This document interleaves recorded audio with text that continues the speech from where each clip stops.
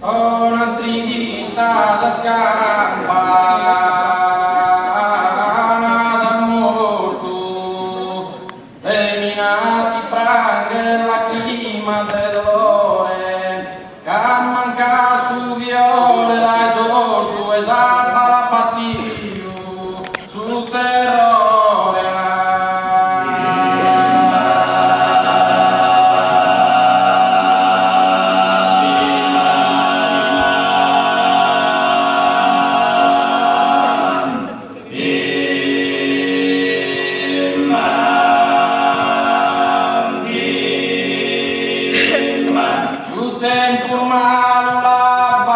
Morte afflittata e sul destino crudele e se ne ritoccata trista sorte conoscende via chi ha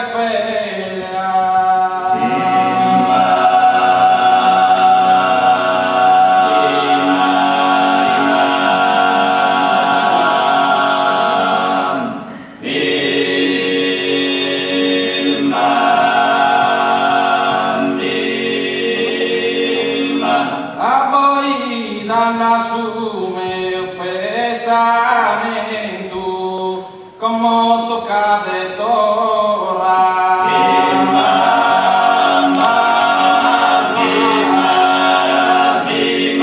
ma su passa por la sa di instrumento pesai con caeto